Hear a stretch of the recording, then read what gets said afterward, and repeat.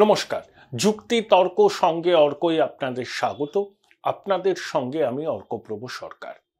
14ই December ঢাকায় কি হয়েছে আপনারা সবাই জানেন। এখন যত কাণ্ড সবই ঢাকায়। শহীদ বুদ্ধিজীবী দিবস সাড়ম্বরে বাংলাদেশে পালন করা হয়। এবারও পালন করা হলো, কিন্তু সাড়ম্বরে শব্দটা আমি উল্লেখ করব না। আশা করি আমার দর্শকরা যারা এপার বাংলায় বা বাংলাদেশে বা বিশ্বের নানা প্রান্তে ছড়িয়ে আছেন তারাও আমার সঙ্গে সহমত পোষণ করবেন। সমাজ মাধ্যমে একটা জোক কার্যত ভাইরাল হয়েছে।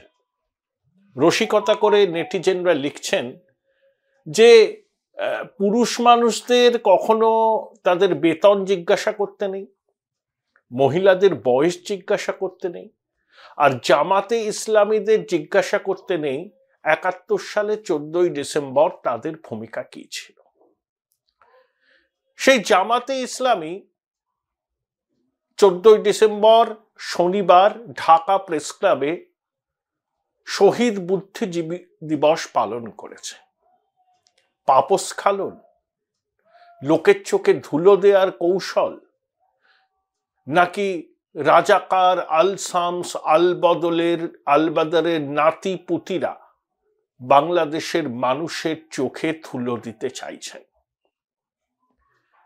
রাজাকারের নাতিপুতিরা এখন বাংলাদেশে খুব সক্রিয় এবং বাংলাদেশের মুখ্য উপদেষ্টা ইউনূস রাজাকারদের যে মনে প্রাণে সমর্থন করেন শহীদ বুদ্ধিজীবী দিবসে তা আরো একবার প্রমাণিত হলো।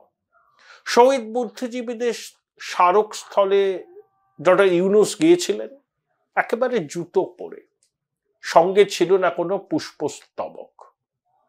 আর বাংলাদেশের রাষ্ট্রপতি শাহাবুদ্দিন খালি পায়ে গিয়েছিলেন, শহীদ বেদিতে পুষ্পার্ঘ অর্পণ করেন, মিনিট দুয়েক চুপচাপ দাঁড়িয়েছিলেন শহীদ বেদির সামনে।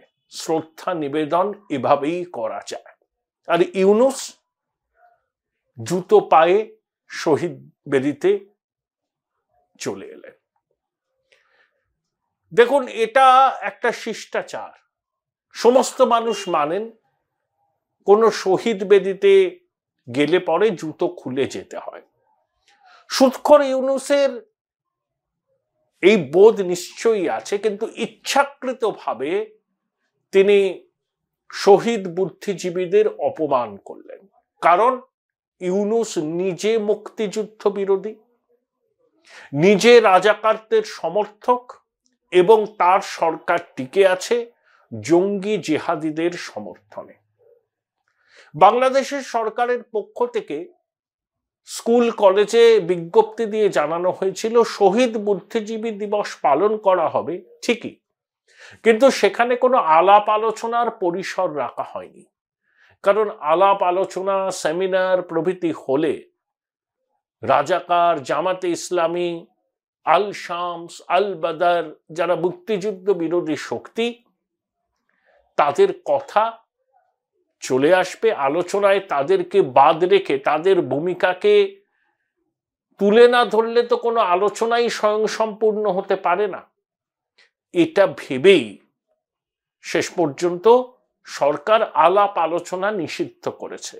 ওই চাঁদ সদাগরের মনসা পুজো করার মতো বুদ্ধিজীবী শহীদ দিবস পালন করা হবে, কিন্তু আলাপ আলোচনার কোনো পরিসর রাখা হবে না। অর্থাৎ করতে হয় বলে করলাম, এতে কোনো আন্তরিকতার ছাপ নেই। আপনারা মোবাইলের পর্দায় বা স্মার্ট টিভির পর্দায় যখন এই প্রতিবেদন দেখবেন তখন এই দুটো ছবি দেখবেন। দেখলে আপনারা নিজেরা জাজ করতে পারবেন একজন আন্তরিকভাবে শহীদ বুদ্ধিজীবী দিবসে মাল্যদান করলেন, নীরবতা পালন করলেন, খালি পায়ে এলেন রাষ্ট্রপতি শাহাবুদ্দিন, আর একজন আসতে হয় বলে এলেন যার মধ্যে আন্তরিকতার লেশ মাত্র ছিল না। আচ্ছা, ইউনূসের জঙ্গি সহযোগীরা 14ই ডিসেম্বর কোথায় ছিলেন? ইউনূসের ভাষায় জুলাই অগাস্ট অভ্যুত্থানের মাস্টার মাইন্ড হিজবুত তাহরিরের সক্রিয় সদস্য মাহফুজ কোথায় ছিলেন? সার্জিস কোথায় ছিলেন? নাহিদ ইসলাম কোথায় ছিলেন? সাজিব ওয়াজেদ ভুঁইয়া কোথায় ছিলেন? হাসনাত আব্দুল্লাহ কোথায় ছিলেন? তাদেরকে কিন্তু দেখা যায়নি শহীদ বুদ্ধিজীবীদের এই স্মরণ অনুষ্ঠানে। তাৎপর্যপূর্ণ না? যদিও আসিফ নজরুল উপস্থিত ছিলেন, থাকতে হয় বলেছিলেন। ঢাকা বিশ্ববিদ্যালয়ের ৭১ হলের নাম পরিবর্তন করে 2024-এর বিপ্লবকে স্মরণ করা হচ্ছে। মানে ৭১-এর মুক্তিযুদ্ধ বাংলাদেশের মানুষের মনন থেকে, চেতনা থেকে মুছে ফেলার কি সচেতন প্রয়াস। ইতিমধ্যে জয় বাংলা স্লোগানকে নিষিদ্ধ করার দাবি উঠেছে। সুপ্রিম কোর্ট হাইকোর্টের রায় স্থগিতাদেশ দিয়েছে। বাংলাদেশের সংবিধানে ধর্মনিরপেক্ষতা শব্দটা যাতে না থাকে সেজন্য জঙ্গি ইউনূস সরকার সচেষ্ট হয়েছে। এর পরের লক্ষ্য হচ্ছে আমার সোনার বাংলা আমি তোমায় ভালোবাসি জাতীয় সঙ্গীত হিসাবে রবি ঠাকুরের এই গানটারও পরিবর্তন করা, বাংলাদেশের জাতীয় পতাকায় ইসলামী চিহ্নের অনুপ্রবেশ ঘটানো, এগুলো তাদের এজেন্ডাতে আছে। এই লক্ষ্য পূরণ করতে তারা বদ্ধপরিকর। এখন প্রশ্ন হলো তারা পারবেন কি? 13ই ডিসেম্বর আওয়ামী লীগ বাংলাদেশের বিভিন্ন জায়গায় সভা সমাবেশ করেছে, অতর্কিতে করেছে।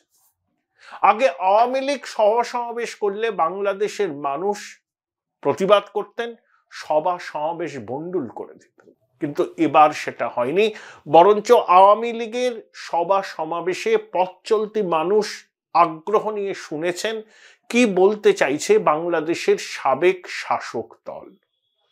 শেখ হাসিনা বিবৃতি দিয়ে বলেছেন মুক্তিযুদ্ধ বিরোধী শক্তির অবসান ঘটাতে হবে, তাদের দাঁত নখ ভেঙে দিতে হবে। এখন প্রশ্ন হলো, এই যে মুক্তিযুদ্ধের পরাজিত শক্তি এত সাহস পাচ্ছে কি করে? এর কারণ আছে। প্রথম কারণ হচ্ছে সরকারের বিভিন্ন গুরুত্বপূর্ণ পদে, পুলিশ প্রশাসনে, সেনাবাহিনীতে জামাতের মতাদর্শ অনুসরণ করেন এমন লোককে বসানো হয়েছে যাতে অ্যাডমিনিস্ট্রেশনের উপর পুরো কন্ট্রোল থাকে।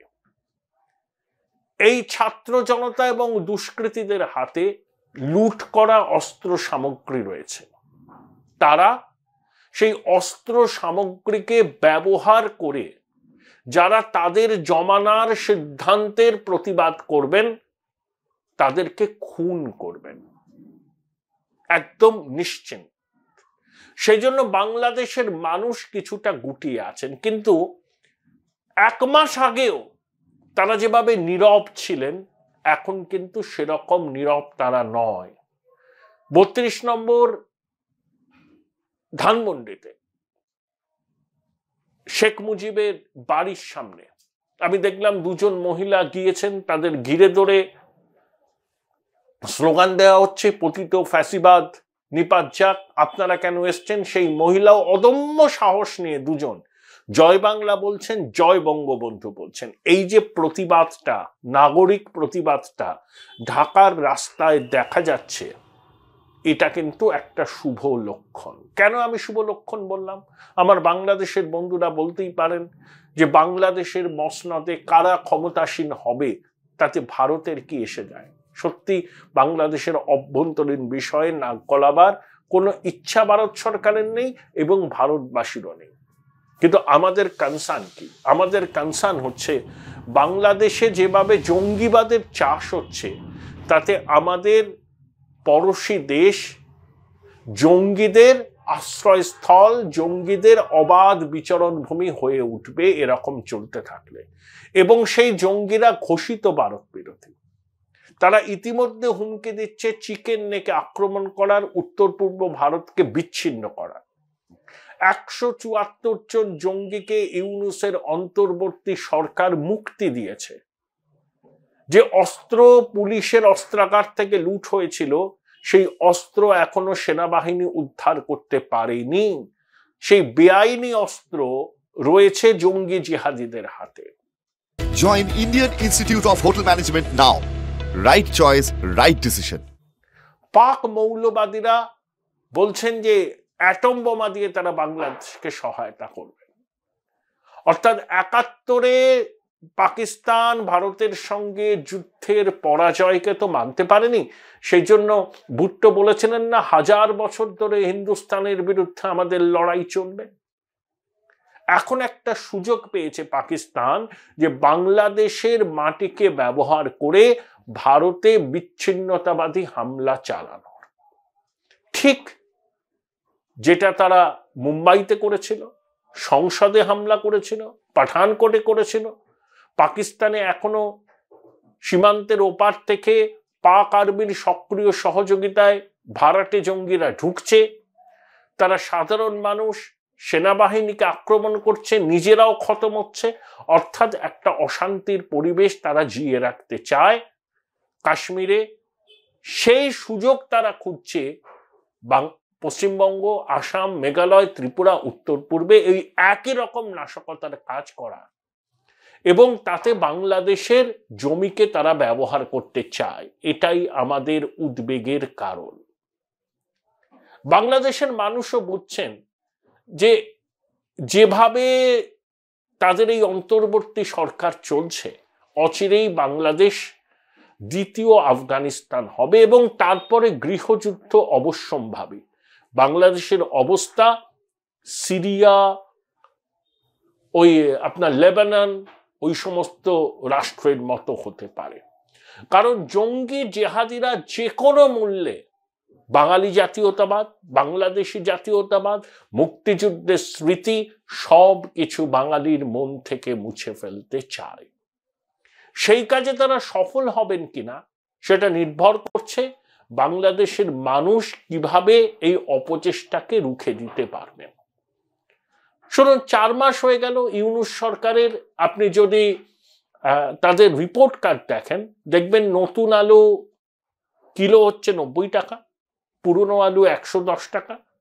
বেশিরভাগ সবজির দাম সেঞ্চুরি ক্রস করেছে।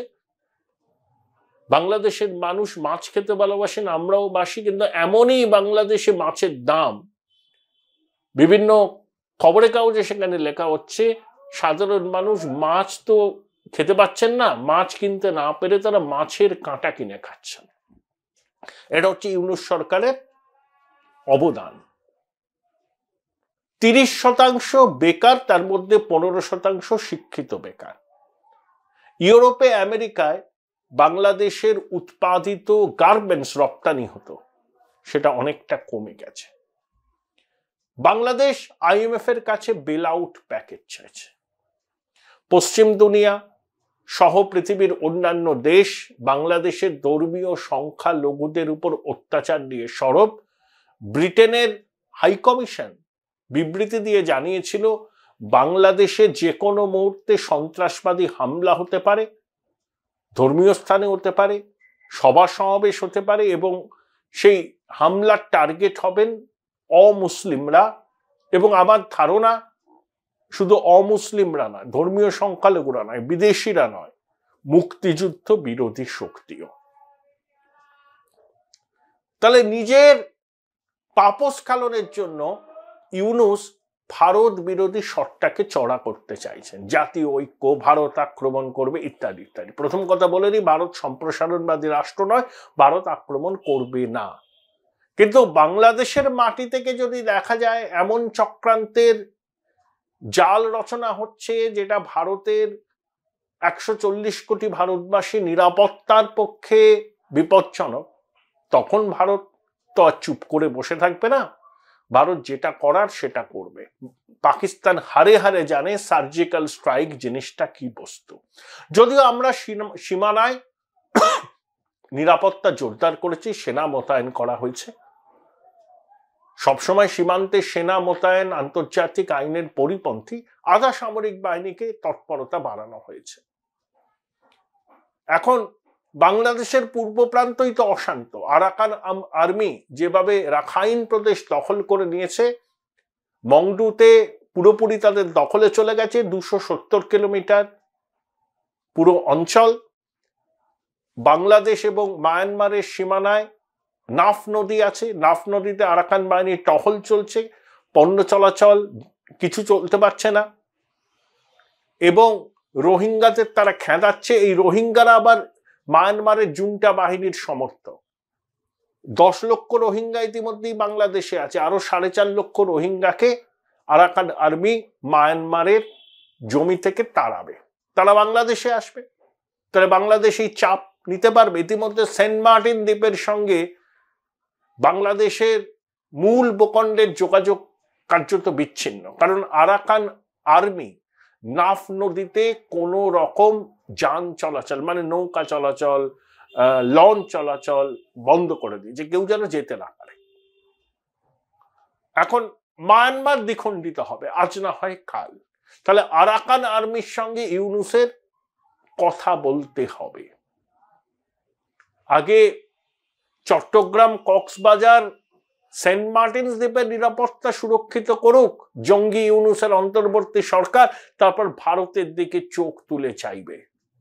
আর যদি অশান্তি আর জঙ্গি হানার চেষ্টা করে, ওই চোখ আমরা উপড়ে নেব, ওই হাত আমরা ভেঙে দেব, ঘরে ঢুকে আমাদের সেনা জঙ্গি ঘাঁটি ধ্বংস করে দেবে। জঙ্গি ইউনূস সেটা শুনে রাখুন। তার আর একটা অ্যাচিভমেন্ট কি জানেন? 696 কোটি টাকা ইউনূসের কাছে বকেয়া আছে বাংলাদেশের কর বিভাগে। ইউনূসের সরকার সেই কর মুকুব করে দিয়েছে, মানে ইউনূসকে দিতে হবে না। এবং গ্রামীণ ব্যাংক 2029 সাল পর্যন্ত বাংলাদেশে সরকারকে কোনো কর দেবে না, অর্থাৎ নিজের ব্যবসায়িক স্বার্থটা সুরক্ষিত করলেন। বাংলাদেশের ব্যাংকিং ক্ষেত্রে নিয়ম আছে 65 বছরের পর কেউ আর শীর্ষ পদে থাকতে পারবেন না। ইউনূস সবকিছুকে বৃদ্ধাঙ্গুষ্ঠ দেখিয়ে 75 বছর পর্যন্ত ম্যানেজিং ডিরেক্টর ছিলেন বাংলাদেশের গ্রামীণ ব্যাংকে। এই লোকটা কত বড় ভণ্ড, কত বড় দুর্নীতি পরায়ণ সেটা বাংলাদেশের মানুষ জানে। বাংলাদেশের গরিব মানুষকে শোষণ করে কোটি কোটি ডলার ইউনূস কামিয়েছে। সেই টাকা সে ক্লিন্টন ফাউন্ডেশনকে দিয়েছে। হিলারি ক্লিন্টনের নির্বাচনী প্রচারে তহবিল জোগানোর দায়িত্ব ছিল ইউনূস। তার পুরস্কার স্বরূপ বাইডেন প্রশাসনের ডিপ স্টেট, আমেরিকার আইএসআই জঙ্গি জিহাদিদের মদদ দিয়ে ইউনূসকে ক্ষমতায় বসিয়েছে।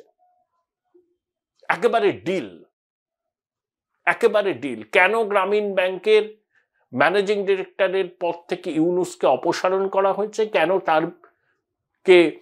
তার উপর কর ধার্য করা হয়েছে? ইউনূস প্রতিশোধ নেবার সুযোগ খুঁজছিলেন। সেই প্রতিশোধ নিতে তাকে সহায়তা করেছে আমেরিকার ডিপ স্টেট, বাংলাদেশের জামাত, হিজবুত এবং পাকিস্তানের আইএসআই।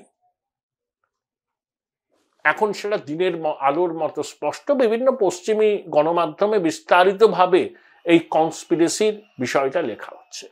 তবে শেখ হাসিনাও বাংলাদেশের এই পরিস্থিতি সম্পর্কে তার দায়িত্ব এড়াতে পারেন না। তিনি বাংলাদেশের উন্নয়নের জন্য চেষ্টা করেছিলেন, পদ্মা সেতু করেছেন, সেখানেও ইউনূস বাধা দিয়েছিল যাতে বিশ্বব্যাংক, আইএমএফ লোন না দেয়। বাংলাদেশে মেট্রো করেছেন, অনেক এক্সপ্রেসওয়ে হয়েছেন। অন্তত বাংলাদেশের মানুষ হাসিনার সময় 1 কিলো আলু অন্তত কিনতে পারতেন বাজারে গিয়ে। তাদের মাছের কাঁটা কিনে সন্তুষ্ট থাকতে হতো না। হ্যাঁ, তিনি স্বৈরাচারী ছিলেন, বিরোধী স্বর স্তব্ধ করেছেন, নির্বাচনের নামে প্রহসন করেছেন। আমি হাসিনাকে, আওয়ামী লীগকে সার্টিফাই করতে চাই না, কিন্তু এগুলোও তার অ্যাচিভমেন্ট, এগুলোকেও মনে রাখতে হবে। শেখ হাসিনার উপর প্রাণঘাতী হামলা তো কম হয়নি। গ্রেনেড বিস্ফোরণে তিনি তো মারাই যাচ্ছিলেন। সেই মামলায় সবাইকে বেকসুর খালাস করা হয়েছে, তার পরিবারের সদস্যদের খুন করা হয়েছে, বাবা, মা, ভাই, বোন।